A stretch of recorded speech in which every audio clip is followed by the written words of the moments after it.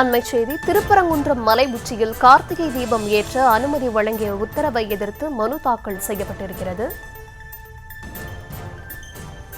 திருக்கார்த்திகை தீபம் தொடர்பாக மேல்முறையீட்டு மனு தாக்கல் செய்யப்பட்டிருக்கிறது. திருப்பரங்குன்றம் மலை உச்சியில் கார்த்திகை தீபம் ஏற்ற அனுமதி வழங்கி நீதிமன்றம் உத்தரவு பிறப்பித்திருந்த நிலையில் அதற்கு எதிராக அதனை எதிர்த்து மனு தாக்கல் செய்யப்பட்டிருக்கிறது.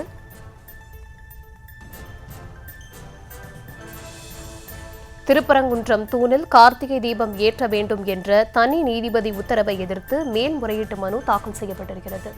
விவரங்களை தர இருக்கிறார் செய்தியாளர் இந்துமதி. விவரங்கள் வழங்கலாம். வணக்கம். திருப்பரங்குன்றம் மலையின் உச்சியில் கார்த்திகை தீபத்தை ஏற்ற அனுமதி வழங்கப்பட்டுள்ளது. ஆனால் திருப்பரங்குன்றத்தில் இந்த ஆண்டு கார்த்திகை திருவிழாவை முன்னிட்டு மலையின் உச்சியில் உள்ள தீபத்தூணில் அல்லாமல் பிள்ளையார் கோவில் தீப மண்டபத்தில் கார்த்திகை தீபத்தை ஏற்ற முடிவு செய்துள்ளனர்.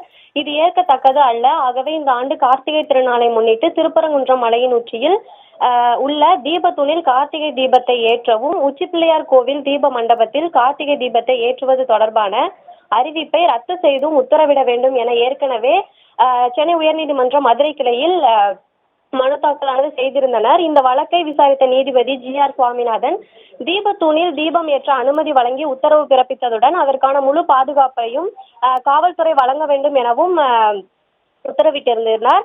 இந்த நிலையில் இன்று மீண்டும் அதாவது கோவில் நிர்வாக அதிகாரி திருப்பரங்குன்றம் தீபத்தூணில் இந்த ஆண்டு முதல் கார்த்திகை தீபம் ஏற்ற வேண்டும் என்ற தனி நீதிபதியின் உத்தரவை எதிர்த்து சென்னை உயர்நீதிமன்ற மதுரை கிளையில் மேல்முறையீட்டு மனு ஒன்றினை தாக்கல் செய்திருக்கிறார்.